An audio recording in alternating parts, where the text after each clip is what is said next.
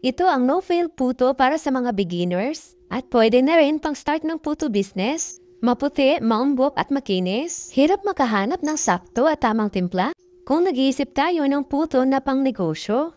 Tingnan nyo naman napaka-fluffy ng ating puto at hindi ka mahihiyang gawin itong pang negosyo. At dito sa ating mixing bowl, maglagay lang tayo ng isang small size na itlog, 1/8 cup ng mantika, half cup ng white sugar, at 3/4 cup ng tubig. At i-mix-mix lang natin itong mabuti hanggang sa tuluyang matunaw ang ating asukal.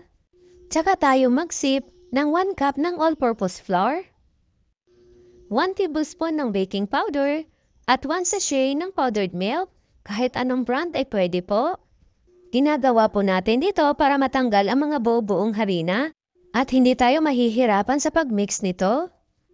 Ayan, at kapag okay na, salain lang natin para walang lumps o mga buo-buong harina. Matapos natin itong salain, i-mix lang natin ulit itong ating mixture. At i-ready na natin ang ating mga puto molder. Medium size po na puto molder ang ginamit ko dito at hindi na rin po ako nagpahid ng mantika sa ating puto molder. At kapag nalagyan na natin lahat, lagyan na natin ito ng cheese. Mas malinamnam kasi pag may cheese.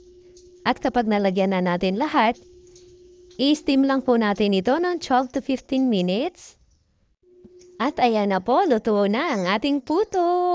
Napakasarap po nitong puto natin.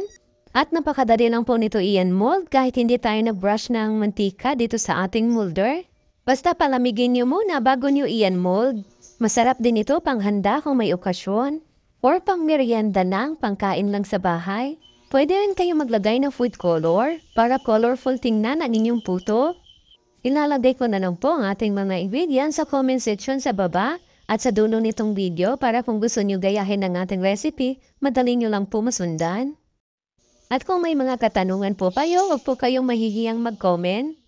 Maraming salamat hanggang sa susunod po!